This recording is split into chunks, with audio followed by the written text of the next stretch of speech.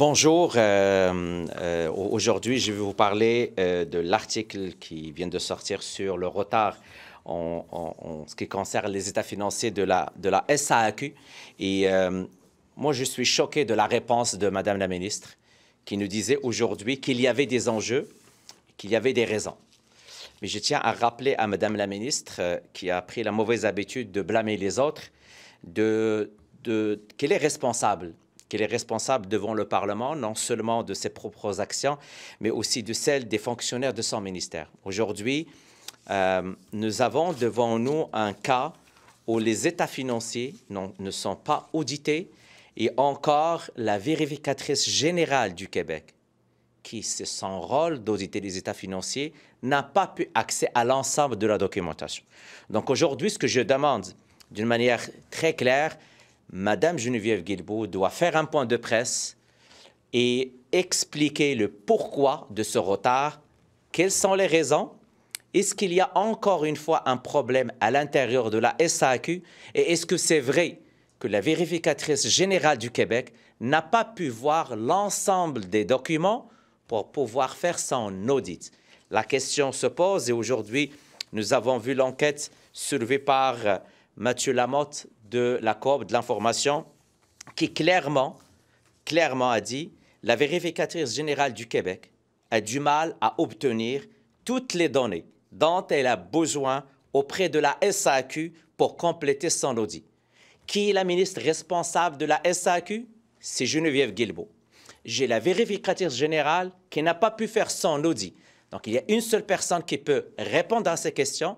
Et il s'agit bel et bien de Mme Geneviève Guilbeault, que je l'invite à faire une conférence de presse. Il a l'habitude de faire des conférences de presse, de dévoiler pourquoi on a ce retard, pourquoi la vérificatrice générale n'a pas pu avoir accès aux documents et pourquoi on attend encore auprès des états financiers de la SAAQ.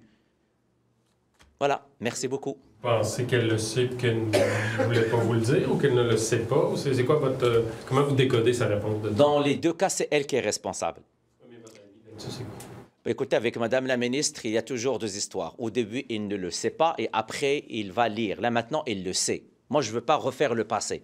Maintenant, aujourd'hui, il y a un article, il y a une enquête d'un journal. Il y a une question que j'ai posée en chambre et elle-même, il a avoué en répondant à ma question qu'il y a des raisons. Mais je veux savoir ces raisons. Est-ce que les raisons viennent que la SAAQ est incapable de fournir les documents? Et dans tous les cas, c'est très grave ce qui se passe maintenant avec la SAAQ. À quoi ça remonte? La responsabilité remonte jusqu'à la ministre? Pourquoi vous mettez le blâme sur la ministre alors qu'on voit que la SAAQ, s'il y a toujours des problèmes? Je viens de vous le lire. Un ministre est responsable devant le Parlement non seulement de ses propres actions, mais aussi de celles des fonctionnaires et de son ministère.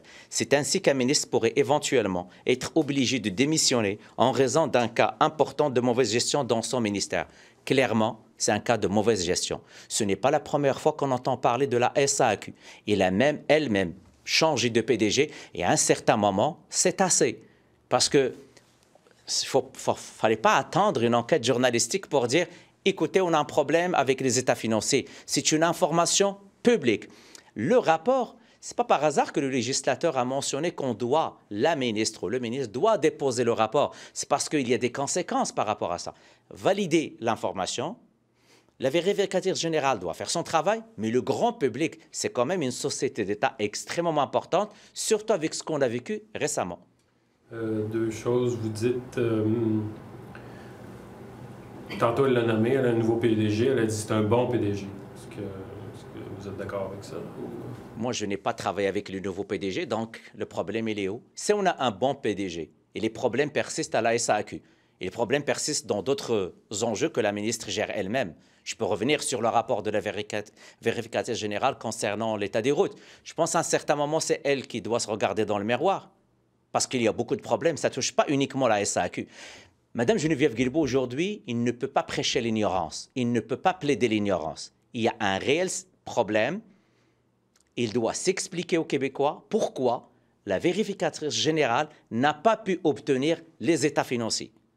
Parce que c'est son rôle. auditer les états financiers pour qu'ils puissent autoriser la publication et, bien entendu, le dépôt du rapport annuel qui n'a pas été encore déposé jusqu'à aujourd'hui.